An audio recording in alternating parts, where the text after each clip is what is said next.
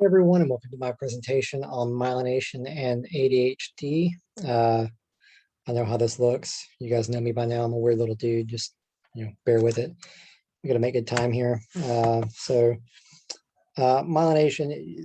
This is pretty much a review from Lifespan. Myelination is a process of ensheathing an axon cell with a fatty sheath, which increases the efficiency of cognitive processing. And I've thought about this for some time now in connection with ADHD because I felt sure that the two were related in some way. And I'm not going to dwell too much on ADHD because I feel like we are pretty much already know this stuff, being super smart graduate students in a counseling program. We know the diagnostic criteria, we know what it looks like. And I wager we've also, we're pretty familiar with the conversations around ADHD, namely that it is overdiagnosed, or that there's a fair amount of diagnostic inflation. And this is a claim that I've always been somewhat skeptical of. I feel sure that there's something else going on that, because to me, it looks like there's a correlation in the patterns of exposure to digital technology with each generation, which correlates with the rise in the diagnosis. And so this got me asking a lot of questions about whether or not there was a significant relationship between ADHD and digital technology, and learning more about myelination, whether or not that was also connected. Does the way that we use our technology, in other words, have the potential to shape the psyche of entire generations?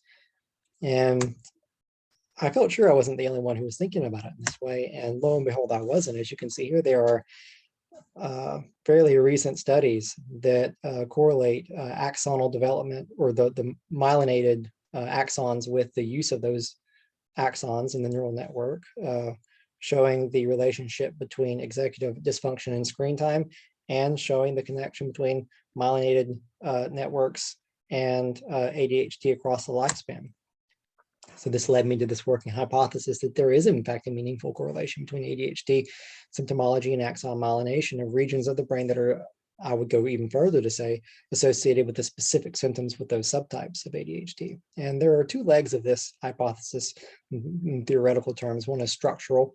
It relates to the anatomical core structures of the brain, that is the neural networks, the process of myelination. And the other theory, which is much more broad and qualitative and abstract, is grounded theory. And I was drawn to this because this seems to be the way that I'm thinking about it anyway, just looking at making observations and then asking questions as patterns emerge from that. And it's a great way of synthesizing other theories, which I think is necessary here because of how vast and complicated ADHD is. So let's take some pictures of some brains and figure this out. And you're probably wondering, is this even possible? And certainly it's possible, but can we see what I want to see?